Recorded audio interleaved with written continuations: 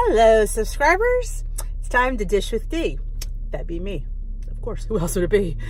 Today, I thought we would talk I can't talk anymore some days. I don't know what it is. Talk a little bit about eating out. I think I've talked about this before, but I want to go a little bit more in depth. Somebody at the workshop the other day was asking about she has a hard time pointing when she eats out. I don't have a hard time pointing when I eat out. I don't know why. I think I do better when I'm out than when I'm home. Less choices when you're out, more choices when you're home, because I have a nice stocked refrigerator full of goodies. But like she said, she had this breaded chicken, and she looked on the app for breaded chicken, and when you're at an obscure restaurant that obviously isn't a chain and isn't on the app, how do you break down your food? Well, I find the easiest way to break down your food is think of it as you're preparing it. Like, I'm going to make this recipe, and most times you're going to have to guess a few things because you're not in the kitchen. You don't know really what they're putting in it, so you're just going to guess. You have to give it points. Our coach always says you have to give it something. Absolutely, of course, it's food. So, like the breaded chicken. So you know it's breading, so you know it's breadcrumb. So you figure how much is probably on what you're eating. Now, it can't be more than a few tablespoons at most, because it's only a small piece of chicken. It can be less. So you look up breadcrumbs. You obviously don't sell panko. They don't usually use panko in a restaurant, but they might. You can tell by the part of the grind of it, if how flaky it is and how crunchy it is. Panko is usually very crunchy. And you find the points for that. And you obviously, they probably dip it in something. Most likely it's egg when you're out. Of course, when I dip my chicken, I roll it in yogurt. I love it. You rolled in yogurt. It's so good. So you don't have to count for the egg. Now, if it was pan fried or baked, you'll know that because it'll tell you that in the what I beat this car recipe.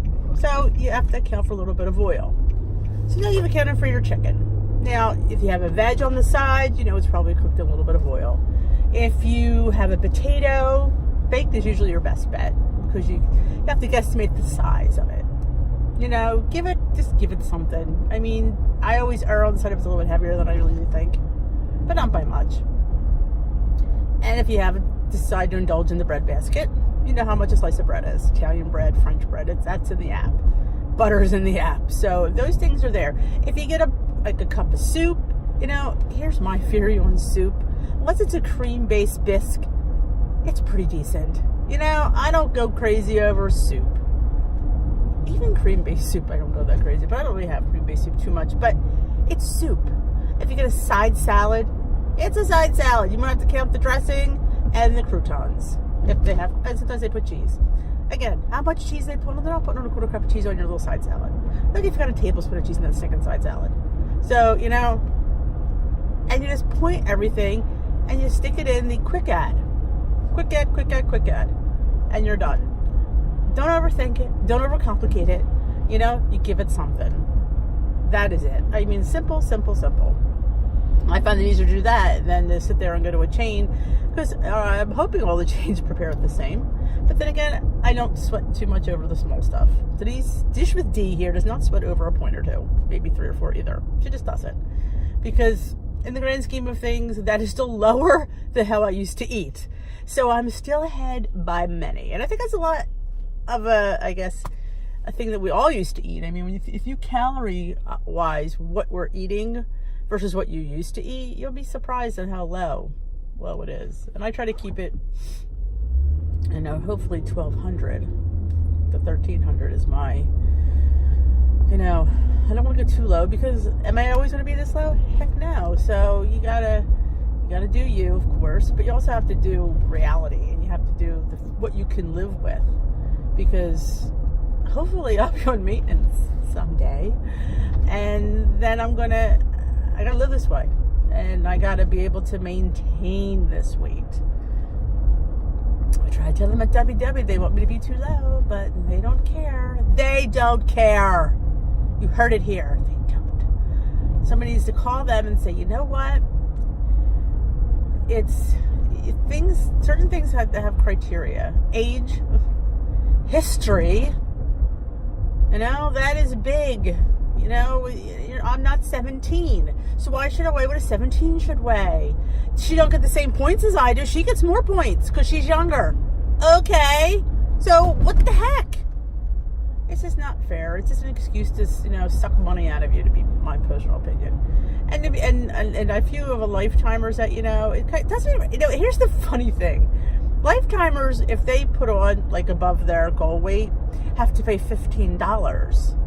Well, I only paid $9.98 a week on my plan. So how unfair is it that you're like punishing the poor lifetimer? She's like a half a pound above her, you know, she's thinking 2 pounds. So she's 2.5 pounds above her goal. She got to pay $15. That's not right. I'm sorry. You finally put all your, you know, money and time into the plan. You've done it, you know, you've lost your weight, and your thank you is you get screwed. I think you should be paying what the lowest monthly, like my plan happens to be one of the really good ones. Well, then have them pay the $9.99 a month, $10. Now cut them a break. You're giving them 10% off the food in the store there, in the workshop. So why not? I just think that that's unfair. It is. It's unfortunate. I think you almost get punished for being a lifetime. And I guess if you're way over your goal, the best idea would be to join one of these plans because it's cheaper. This doesn't seem right. You know, you go all through this journey, and sometimes it's blood, sweat, and tears, and then, you know, and you've made lifetime, and, you know, 2 pounds over goal is not, you know, it's an easy thing to go over. It just is. So, and it happens, holidays, parties, vacations, people indulge, and as you should. I'm a firm believer in indulging for the good times. You know, you just have to. You know what? Life is short. I've learned life is short, and in an instant things happen. And I'm not going to want to live with regret. Like, oh my God, here I am, you know, trying to do this, and then something bad happens, and you know, I don't know. That's just me. But I forgot where I was, which is not, you know, untypical of me. But it's just being a lifetime, which I am not lifetime. I am not, you've heard here, I am not lifetime. But yeah, I feel like you get punished. So it doesn't make me want to get there any quicker. It really doesn't. I mean, I'm going to be struggling through these 18 pounds. I'm going to be struggling through these 18 pounds. I can see it right now. But, and they don't have special meetings for lifetime members, which, or you know, if you reach, I mean, not that I want to, you know, BMW or smash or, you know, but the topics rotate, and I didn't really notice it as much until I stuck with it for long enough. And you're hearing the same thing. I mean, I guess it's the same. You need to hear the same thing. I don't know. You just kind of, you need something fresh, or maybe, you know, you just need a change for topics. And I mean, it's just a different type of journey once you hit the Emerald City. And once you've met the wizard, it changes. So I think meetings should be geared towards those. And let's face it, they only have to go once a month, so they only have to be once a month. So it's not like they have to, you know, they're going to be worried about people showing up. Well, if it's once a month, they're only going to go on this once a month. So you're going to get people. I mean, you're just going to. I mean, the reality is you're going to get people to come. Because that's what they're hey, they're not looking for that. And you have a database. You shoot them an email. You get some feedback. You know, it's marketing, people. 101. You got this database, use it. That's my spiel for today. Yeah, go out and break down your recipe. Enjoy your dinner.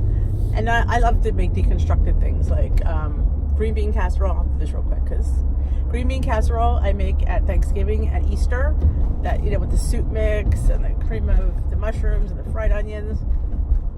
I mean, I personally never liked it because I don't like things in sauce or cream. Like, yeah, girlfriend was 270. Didn't like any cream things, but my husband loved it. I was always mushy. I like my vegetables crispy and still got the bite to them. So what I do is I steam fresh green beans, put them in a cold water bath so they stop cooking and they're still crisp. And then I'll get a little bit, I measure it all out, butter, melt it, and I get onions. And I cook them down till they're all caramelized and luscious. And then I'll throw the green mushrooms in there, fresh mushrooms, throw the steamed green beans in there, and then add a little almond milk. I've used My son drinks a ton of coffee, so he had half and half. I've thrown that in there. I mean, you're only using like a quarter cup of half and half in this whole vat of string beans. So it's not like you're going to be, oh my God, just use half and half full fat. You know, really, I'm not going to have the quarter cup in the whole entire recipe. And you know, it's just to give a slight creaminess to it. It's not, you don't want it sopping in sauce. It just adds a little something. Salt and pepper. And then at the top, I put some roasted either pecans, hazelnuts are phenomenal. Any kind of nut I happen to have. Usually it's either pecans or hazelnuts. Sometimes I have almonds. It just depends. And I just sprinkle that on top. And it's amazing. Amazing. So yeah, by the time you count the, I think, tablespoon or two of butter I've used, and I don't think it was a quarter cup, but I count it as a quarter cup of half and half, or I've done unsweetened almond milk for 0. So I mean, I counted the whole, well, I didn't eat the whole entire, obviously, pan, but I counted my portion as 0. And it was better than any string bean casserole you've ever eaten. You've heard it here on Dish with D.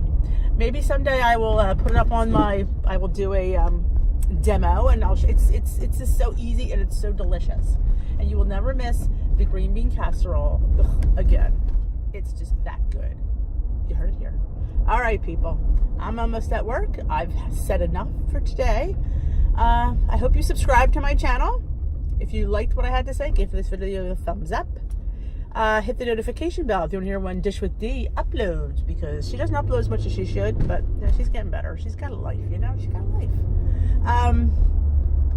Other than that, leave a comment if you want me to dish about anything other than salami. That's a inside joke.